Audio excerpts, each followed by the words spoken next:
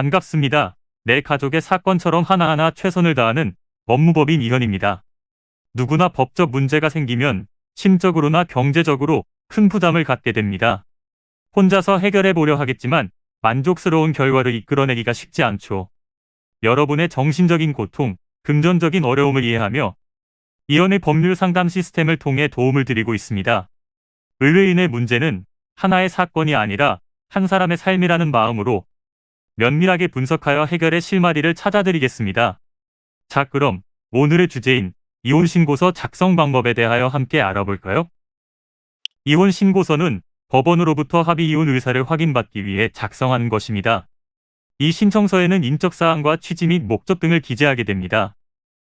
그 외 혼인관계 증명서, 가족관계 증명서, 주민등록 등본 등을 함께 첨부해서 제출하면 됩니다.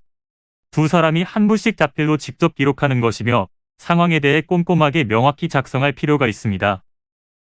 참고하셔야 할 부분은 미성년 자녀가 있는 경우입니다. 이때는 친권자나 양육비 등 합의한 바에 따라 기재하셔야 합니다. 그리고 제출 시 당사자 이외 제3자의 대리 출석도 가능하니 알아두시면 좋을 것 같습니다.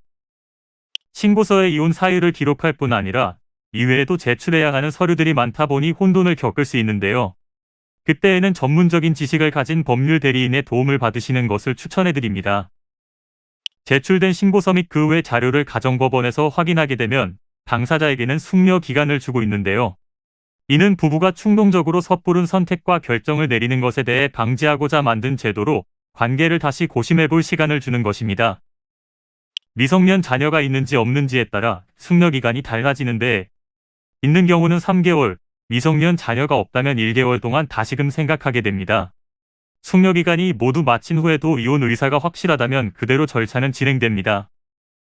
아무리 협의 이혼이라 할지라도 갈등 상황 속에서 헤어진 관계가 깔끔할 수는 없을 것입니다. 처음엔 합의했으나 진행 중 다시 문제가 발생할 수도 있고 그러다가 소송으로까지 이어질 수 있습니다. 이는 간단히 분석될 문제가 아닌 경우들이 대부분이므로 꼭 법률적인 상담을 받아보는 것이 현명하다고 볼 수 있습니다.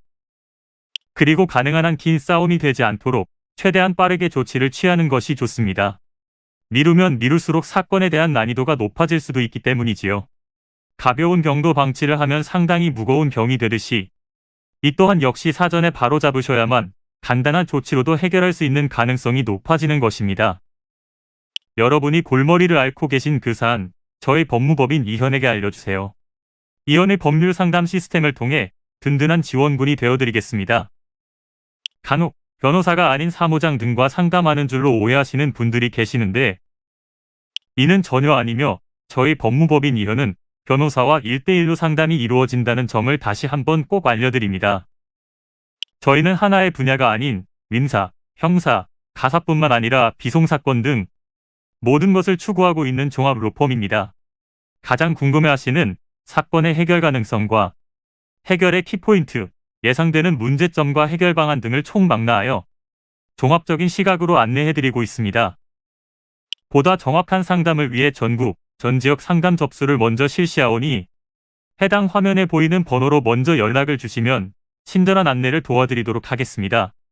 인터넷으로 법무법인 이현을 검색 후 홈페이지를 살펴보시고 와도 좋습니다. 언제나 의뢰인이 처한 상황을 이해하며 그 입장에서 생각하겠습니다. 저희는 법무법인 이현이었습니다. 감사합니다.